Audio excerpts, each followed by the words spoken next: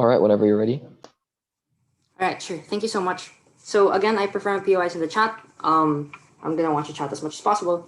So I'm gonna start my speech in a few seconds.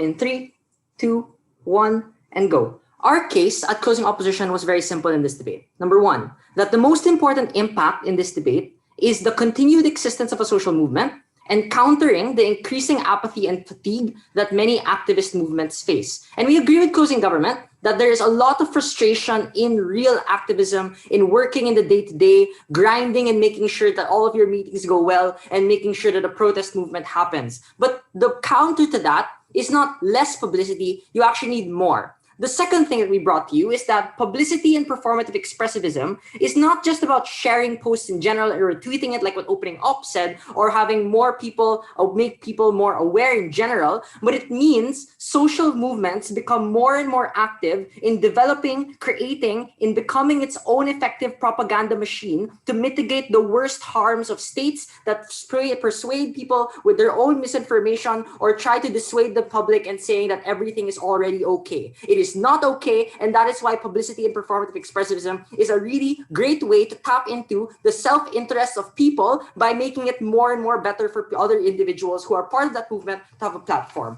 Two issues. One, who participates in this publicity and performative expressivism on social movements? And secondly, what is the counterfactual and why is Gov insufficient? Firstly, who participates in this publicity and performative expressivism of social movements? So opening government makes the premise and the claim that performative expressivism is hijacked by entire celebrities, elite individuals, woke moderates, and corporations, that this publicity drowns out the other interests and drowns out the voices of other minority individuals in the status quo, that because it becomes more and more privileged, more and more like less and less accountability for these individuals. And I think that to an extent, that is the premise that closing government rides on when they say that we don't want to rely on a lot of privileged individuals getting away with a lot of this, and therefore it leads to people being less energized in the status quo. What we brought to you from closing opposition is more important than opening ops mechanism on small time sharing or being able to be more active in awareness for individuals because of peer pressure for the following reasons. Firstly, the counterfactual we identified for opening government when we raised the POI is that for these corporations, for these celebrities, for the vast amount of individuals from the middle class that are disinterested in movements in general, who are otherwise not going to participate in performative expressivism in the status quo, probably don't have a profit incentive to not participate anyways, and probably without a profit incentive, without a commercial incentive for performative expressivism, are more likely to disassociate from these movements at all and are not going to give to this movement and are not going to give them a platform, actually will dismiss them because it is then better in their corporate and profit interest to be able to continue to worsen their behavior and allow other people in the majority to buy from their products. I think, i.e., Nike will still be vastly popular in the status quo if it did not become woke and if it did not align with the social movement, and it is probably going to be worse on net for individuals on their model because individuals can still behave in the same way that they do, but will even with pernicious behavior and without regulatory scrutiny. The second thing we want to talk about is that perverse incentives of profit are actually good because they allow individuals and corporations or the middle class in general to compete for that virality, to compete for that publicity, for at least making sure they can compete for ad time in the Pride Parade, making sure that they can host their own celebratory festivals that try and have their performative expressions, or try as much as possible to counteract a lot of the different narratives that would exist today. I mean, it is good to tackle an issue when Gillette says that we are making a commercial ad on toxic masculinity, because even if they get some flack and negative news is also good for many of those corporations on net for profit. And if that is a benefit for individuals to make that spread a better platform and a bigger platform towards individuals, even if they get a net gain in terms of profit, then it is still better for most corporations to compete in that if people can self-select and choose from different narratives and different posts which are better for themselves, because social movements are driving this engagement initially, and they're the first movers that allow the majority to opt in and ride on that trend. That is an exclusive contribution for closing up. The last contribution we gave to you is that when hashtags become popular, when songs become popular, this is better hijacked and are better steered in terms of conversation by activists and progressive movements themselves to become their own propaganda machine on social media. I think a really great example of this would probably be the United States election campaigns using the song of Taylor Swift. It was the very first time that she allowed people to use her song, like Only the Young, right? Or whatever it was.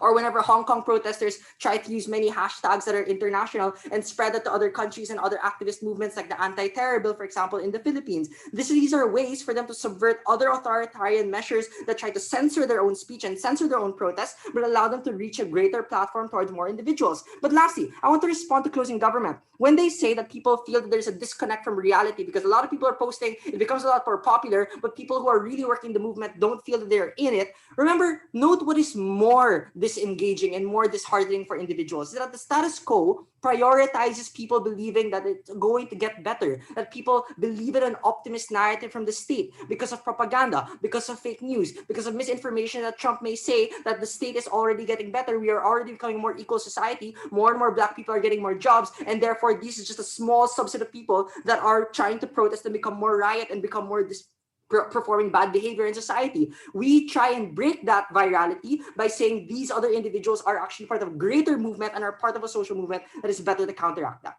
OG. CO recognizing that corporations and people in power only care about profit enhances the OG impacts, namely on how these groups shape messages in social movements so they A, diminish accountability against their actions, and B, drown out radical ideas and the voices of those with lived experiences of these issues.